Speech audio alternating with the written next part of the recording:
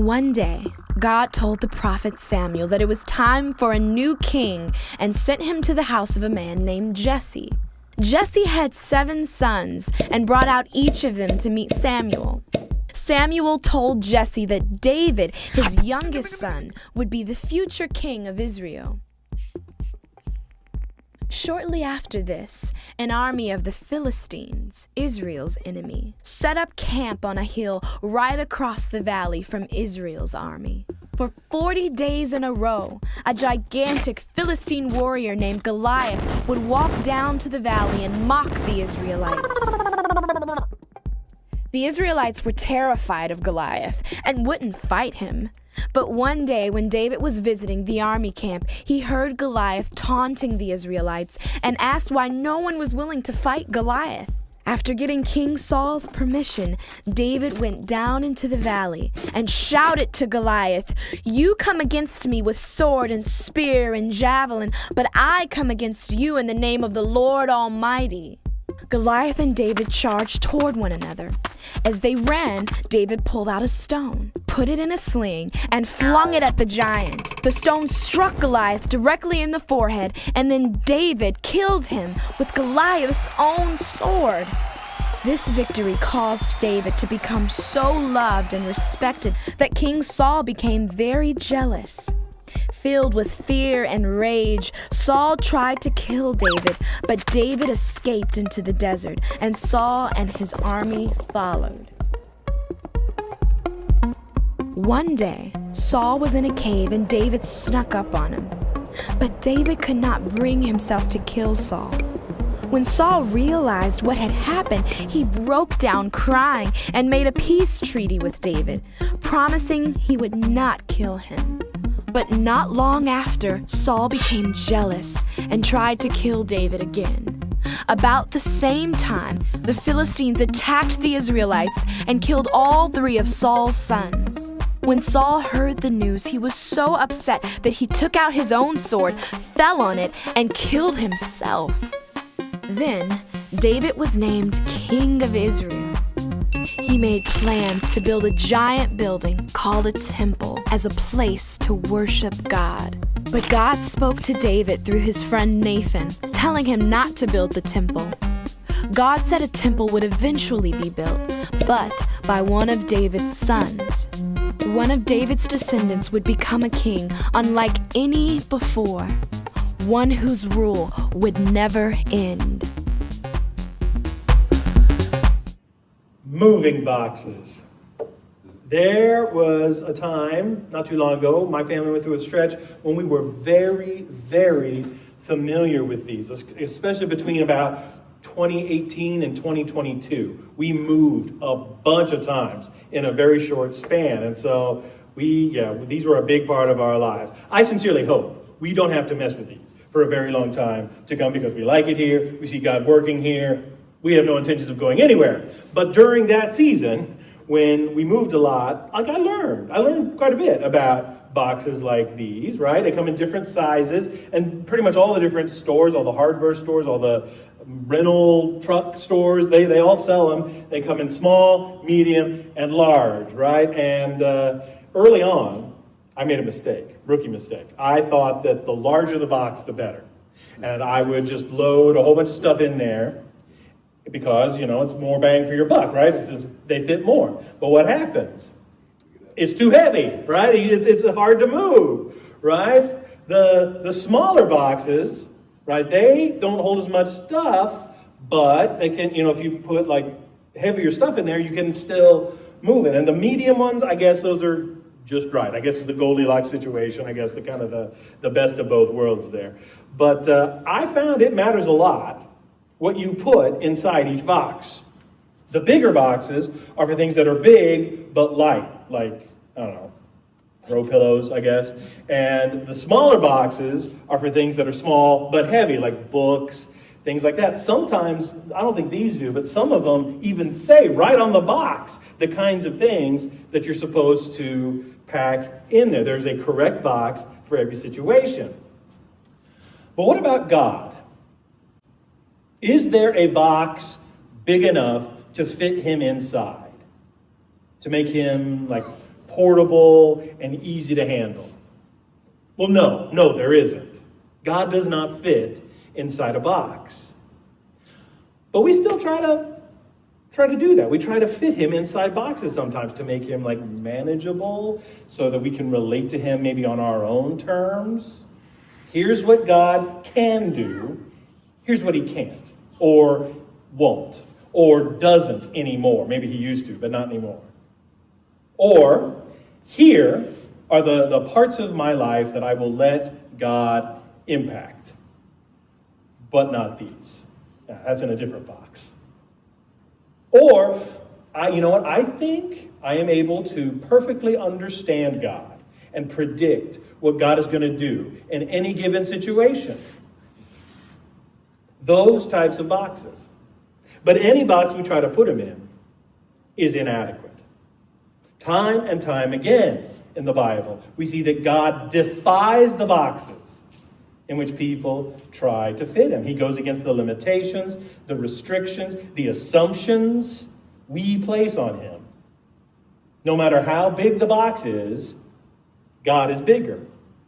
Paul wrote in Ephesians chapter 3 that God is able to do immeasurably more than all we ask or imagine, according to his power that is at work within us. Immeasurably more than all we ask or imagine.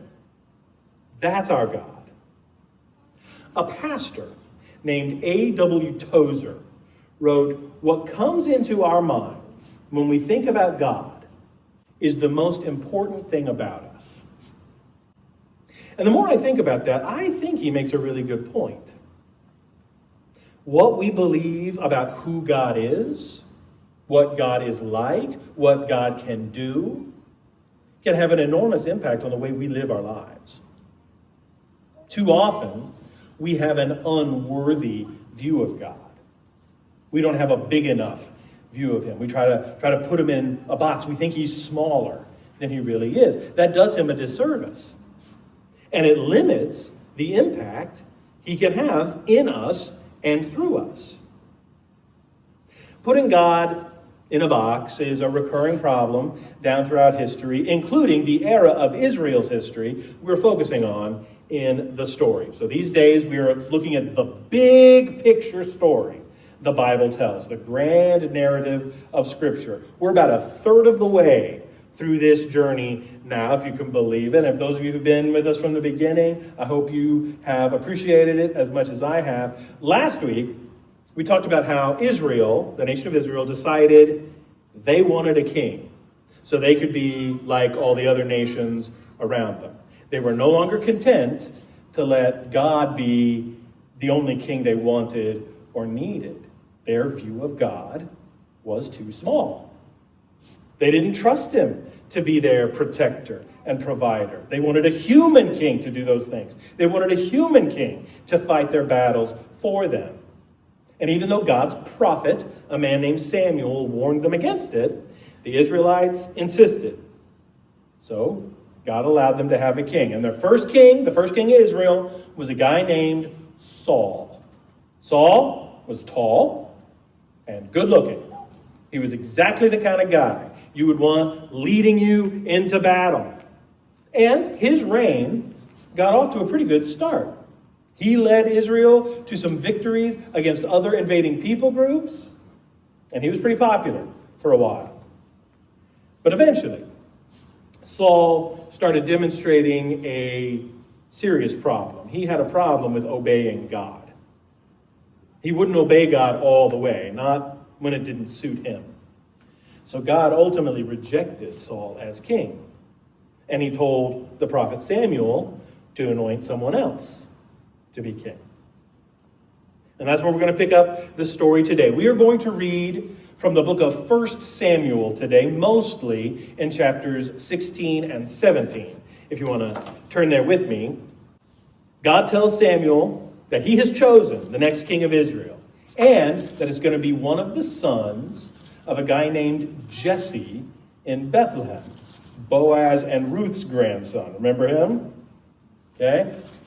little town of Bethlehem. Samuel's supposed to go up there and anoint this young man, he's not sure who, one of the sons of Jesse, as the next king. When he shows up at Jesse's house, they at first aren't really very happy to see him, because most of the time when a prophet of the Lord shows up, he doesn't necessarily bring good news, right?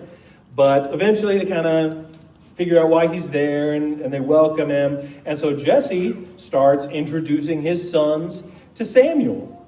He starts with his oldest son, a guy named Eliab. And Samuel's impressed.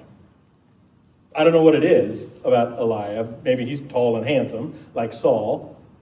Here's what he says. When they arrived, Samuel saw Eliab and thought, surely the Lord's anointed stands here before the Lord. He's like, this must be the guy. He thinks he knows who God has chosen. But he's wrong. Even a guy who has spent as much time with God as Samuel has kind of put God in a box. He kind of knows, he thinks he knows what God's going to do. But the Lord said to Samuel, do not consider his appearance or his height, for I have rejected him. The Lord does not look at the things people look at. People look at the outward appearance, but the Lord looks at the heart. That's something for us to remember too, because we still make judgments about people based on very superficial things, don't we? The way somebody looks, the way they dress, the way they talk, how much money they do or do not seem to have. But those things don't really matter that much to God. He doesn't look at the things people look at. He sees inside. He looks at someone's heart. Well, then Samuel meets the next oldest of Jesse's sons. He's not the next king either. And neither is the next oldest or the next. In fact, there comes what I'm guessing is a pretty awkward moment when it seems like Jesse has run out of sons. Like he has introduced 7 of his sons to Samuel, and God does not identify any of them as the next king of Israel. So verse 11, so Samuel asked Jesse, are these all the sons you have? Samuel's like, do you have any more in the back, maybe? Like he's shopping for shoes or something. By the way, there may be some kinds of stores that work that way, that do have more of a certain item in the back. But I worked for a while when I was in college at Burlington Coat Factory. And that was a question we got sometimes. You know, do you have more of this color in the back? No. I mean, if we had more in the back, it would be out here. And so at least that was the case at our store. But anyway, in Jesse's case, there is one more in the back. Well, there is still a youngest, Jesse answered. He's tending the sheep. Samuel said, send for him. We will not sit down until he arrives.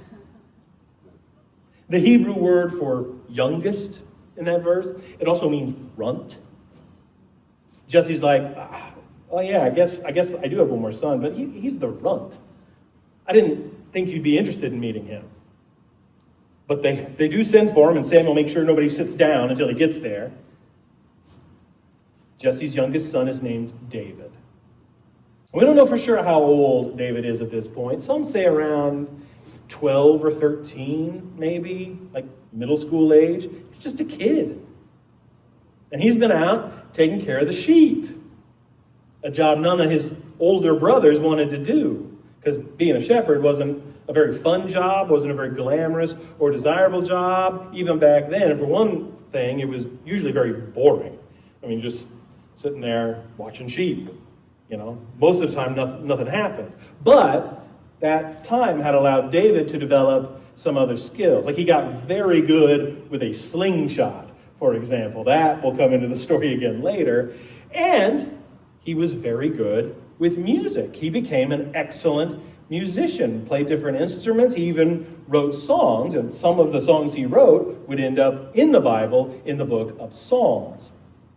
But when young David is standing there before Samuel, he's probably not very impressive. He's probably dirty. He probably smells like sheep. Now, the Bible does say he is healthy and he's a good-looking young man, even if he is the runt. And the Lord says to Samuel, this is the guy. Anoint him as king. Once again, God uses someone that others wouldn't expect to do something special. God loves to do that, to defy expectations. He looks at things from a different perspective than we do, and he sees things we don't. And we see this time and time again throughout the story. I mean, even so far in the story that the Bible tells, we've seen how he used a very elderly couple, Abraham and Sarah, to start the family that would eventually become the nation of Israel. He uses Moses, the murderer, to lead his people out of slavery. He uses Joseph, the prisoner, Rahab, the prostitute, Gideon, the coward, Ruth, the foreigner, and so on. Time and time again, God uses surprising people in surprising ways for his glory. He just won't fit in a box. But we still try to put him in one. We sometimes think we have God all figured out, as if we know what he's going to do in a certain situation, like how he's going to answer a certain prayer, or the kind of person he can or cannot use. But if we could truly figure God out, if we could truly wrap our brains around him, he would not be God. It's like God himself says in the book of Isaiah, "For my thoughts are not your thoughts, neither are your ways my ways, declares the Lord." Now, we can know God and his nature. He does reveal himself to us. We know that he is good, and he is loving, and he is gracious, and he is just, and he is holy, and he is mighty, and he is trustworthy, and so on. And he will behave in keeping with his character, okay? And so from that point of view, we can expect certain things from God. But exactly who and how and when and where he will go about enacting his will, that's often very surprising to us. He has his own timing. He sees people differently than we do. Don't try to put him in a box. We get the message very early in life that if you really want God to use you, you need to look a certain way, or come from a specific background, have a certain kind of education, and so on. Or even have a certain type of personality.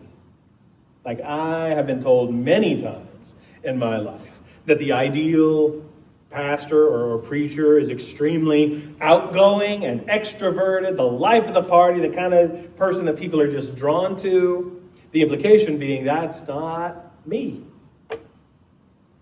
So what happens when that's not you? Does that mean God can't use you? No. Now, can God work through people like that, super outgoing? Absolutely. Are those the only kind of people through whom God can work? No way. No way. Just like how God uses different kinds of churches to reach different kinds of people, he uses different kinds of people to make a difference for him. He can and he does use people from all different backgrounds, appearances, ages, education levels, experiences, personalities, and so on. He can even use a very young, runt-of-the-litter little musician shepherd boy to be king of Israel. 1 Samuel 16:13. So Samuel took the horn of oil and anointed him in the presence of his brothers. And from that day on, the Spirit of the Lord came powerfully upon David. Samuel then went to Ramah. So God's Spirit comes upon David in a special way. He is now God's anointed one. He has God's favor. But then, after this happens, apparently, David goes back to taking care of those sheep. At least for a while. It's kind of a strange season for him. Like he knows he's going to be the next king. But for now, Saul is still king.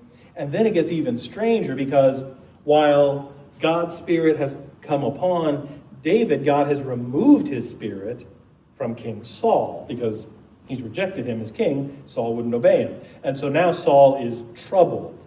He is depressed. He is anxious.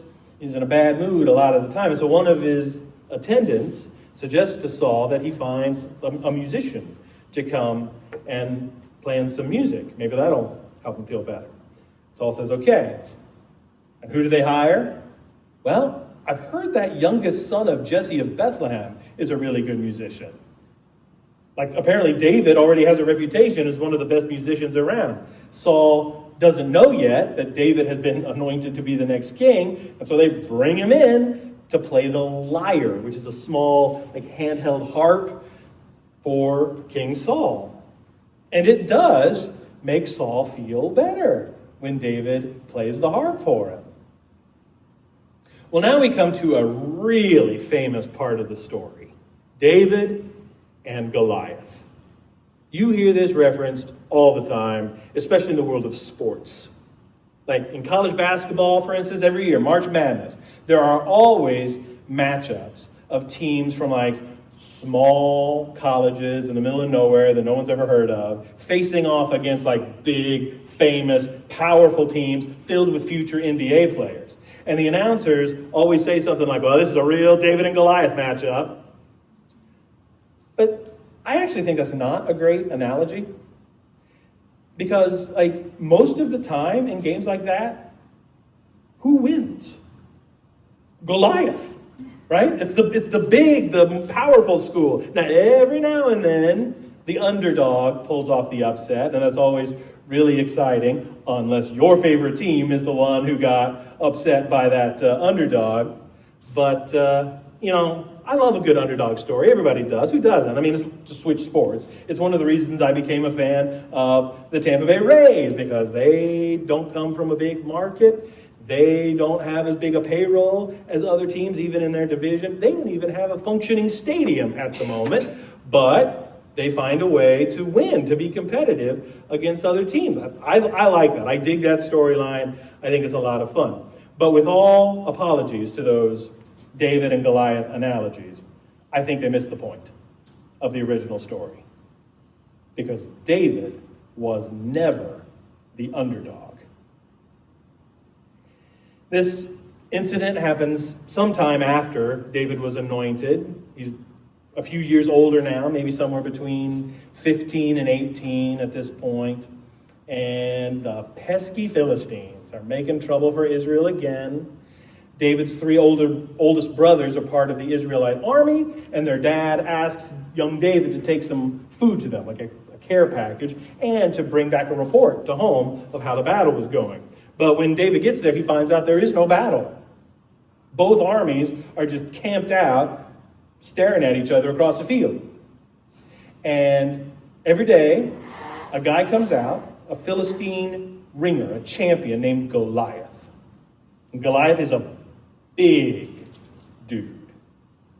How big? Well, some numbers and measurements are tricky in Hebrew, but some translations have him at over 9 feet tall. Other translations have it at over 7 feet. Really, no matter what, he's way taller than the average height at that time, which was just a little over 5 feet tall for men. And he is not only tall, but he's strong, with a big old suit of armor, large, intimidating weapons. And he comes out every day and he challenges the Israelites to one-on-one combat, winner take all. That's the way that they arranged it back then. If one of them wins that little battle, they win the whole war. But of course, no one in the Israelite army is brave enough to come face him. They see his size, they see his armor, and they're like, well, none of us would stand a chance. King Saul even offers a fabulous prize to anyone willing to take on Goliath. Riches, his own daughters hand in marriage, and exemption from taxes. That's a pretty good one right there. But still, no one is brave enough to face Goliath. And so David gets there, and he takes in this scene. And he's shocked. He's like, this guy, this clown, is mocking God. He is bashing our army, making us out to be cowards. Isn't somebody going to stand up to him? And he's like going along the Israelite army lines, talking with a bunch of the soldiers. Eventually his oldest brother, Eliab, scolds him. When Eliab, David's oldest brother, heard him speaking with the men, he burned with anger at him and asked, why have you come down here? And with whom did you leave those few sheep in the wilderness? I know how conceited you are and how wicked your heart is. You came down only to watch the battle. Strong words for somebody who's too scared to go fight. Sounds like this is kind of a touchy subject for Goliath. I'm guessing he's feeling a little guilty for being too scared and also a little embarrassed. And also I think there's got to be some jealousy toward David, because Goliath was there when David was anointed as the next king. But David is undeterred. He keeps talking to the soldiers, keeps asking questions. Eventually, King Saul hears about it and sends for him. And they talk for a little bit. Saul explains the situation. David says, I'll do it. I'll fight this bozo. And at first, Saul says, no. No, absolutely not. First of all, you are a boy. He is a grown man. He is a trained warrior. You're not. And did you happen to see his size? And by the way, aren't you my harp player? Like, this is not going to work. So David tells him about occasions when he was taking care of the sheep, and he successfully fought and killed a lion and a bear that threatened the flock. And then he says, this uncircumcised Philistine will be like one of them, because he has defied the armies of the living God. The Lord who rescued me from the paw of the lion and the paw of the bear will rescue me from the hand of this Philistine. And then finally Saul says, okay. He gives in. I mean, really, what choice did he have? He tries to give David his own armor to wear, but that doesn't work. David isn't used to it. Probably doesn't really fit very well. And so David goes out there just as he is, armed with only his sling and 5 smooth stones. Even nowadays, a sling and a rock in the hands of somebody who knows what they're doing can be every bit as deadly as a gun. David goes out to meet Goliath. Both armies are watching. And Goliath starts to mock David. He said to David, am I a dog that you come at me with sticks? And the Philistine cursed David by his gods. Come here, he said, and I'll give your flesh to the birds and the wild animals. David said to the Philistine, you come against me with sword and spear and javelin, but I come against you in the name of the Lord Almighty, the God of the armies of Israel, whom you have defied. All those gathered here will know that it is not by sword or spear that the Lord saves, for the battle is the Lord's, and he will give all of you into our hands. And at this point, like I imagine the other Israelites are like cheering encouragement at David. Like, yeah, you tell him, David. While they're like backing up, you know. They're too scared to face Goliath themselves. But David isn't scared. His God is not in the box. He isn't asking, what if I fail? What if this huge guy stomps on me?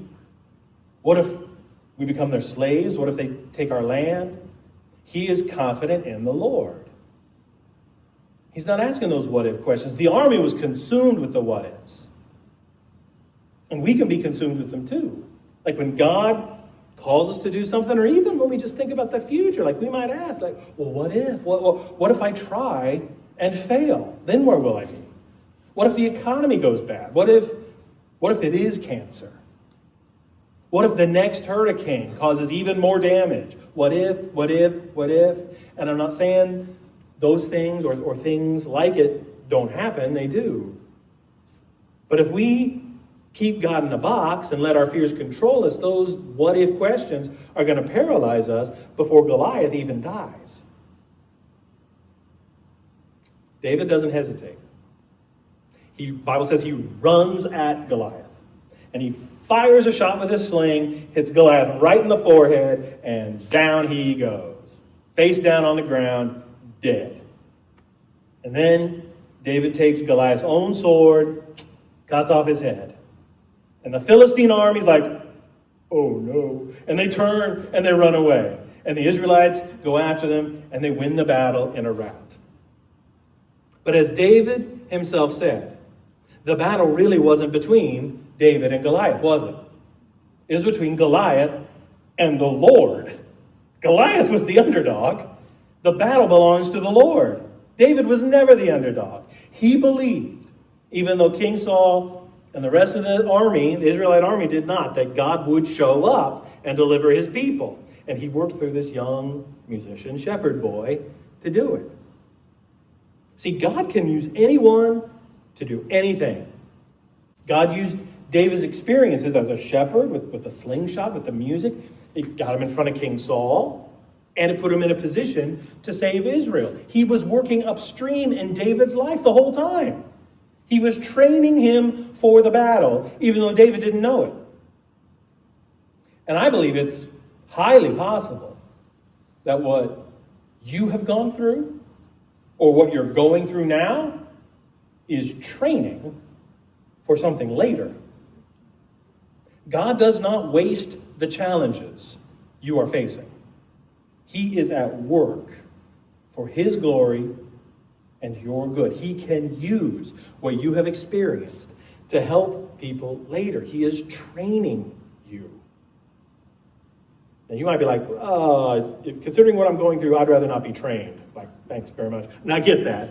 But God knows best. He sees down the road. He sees the big picture. And our God does not fit in a box.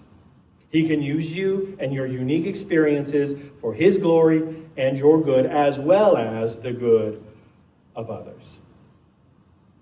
Well, after the incident with Goliath, David is seen as a big hero in Israel. Saul gives him a high rank in his army, and David has continued success in the war against the Philistines. In fact, there's a song about him that all the ladies start singing. Apparently it's kind of a bop. It becomes pretty popular, but Saul's not really a fan, because here are the lyrics of the song. Saul has slain his thousands, and David his tens of thousands. Saul hears that, and he takes it very personally. He starts to become very jealous of David. Saul is slaying his thousands, David is tens of thousands.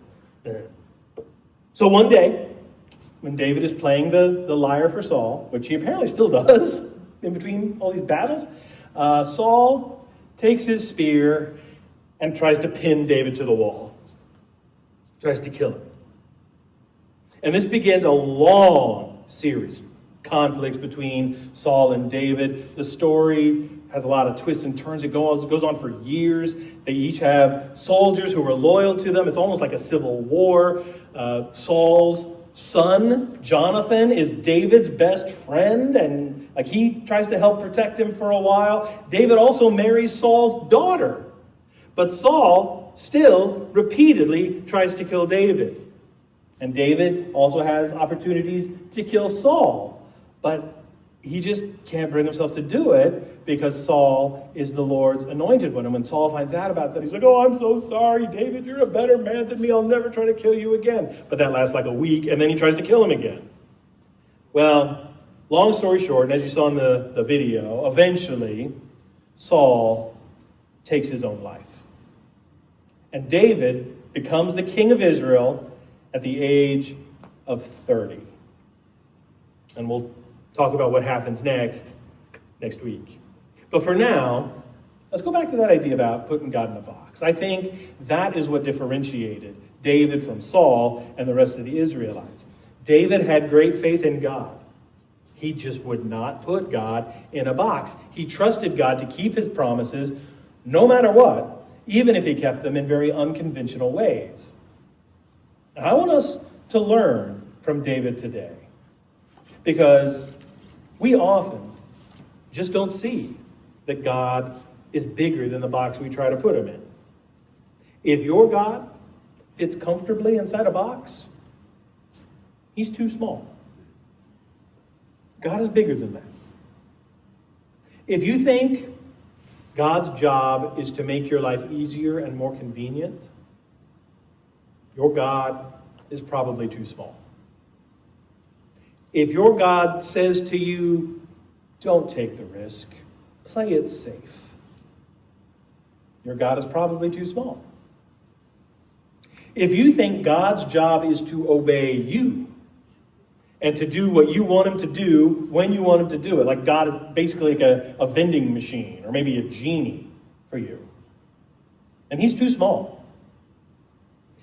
If God operates on your timetable, then your God is too small. If he never wrecks your schedule or your plans, never asks you to do something that is outside the budget, then he's too small. If he has never filled your eyes with tears because of his grace, or taken your breath away in awe because of his power, your God is too small. If you are focused on just getting through this season of life you're in, rather than looking for ways you can serve God and make a difference for him right now, your God is too small. If your God always agrees with you, or he always seems to share your opinions, shares your preferences, if your God is an American, or a Republican, or a Democrat, if your God is Catholic, or Baptist, or Pentecostal, or non-denominational, whatever, fill in the blank, if that's your God, he's too small. If God winks at your sin, greed, gossip, lust, unwillingness to forgive, and says, that's no big deal, then your God is too small. If your God says that you are too young, too old, that you're the wrong race, the wrong gender, the wrong personality to make a difference for him, then your God is too small. If your God fits nicely into a box, then it's not God. Like, open that box up. You'll see he's not in there. He doesn't do boxes. What comes into our minds when we think about God is the most important thing about us. God is bigger and grander and wilder and more amazing and more gracious than we could ever imagine. Only a God who was outside the box would have come into this world as a baby 1,000 years after King David, one of David's own descendants, to be a different kind of king. He was fully God and fully human somehow. And he taught people what it really means to live in God's kingdom. And then he died to pay the price for our sin so that we could live in God's kingdom forever. And when he rose from the dead, he proved that he is indeed the King of Kings and the Lord of Lords. That's our God. That's our Jesus. Outside the box, outside the grave. Bigger than we can imagine.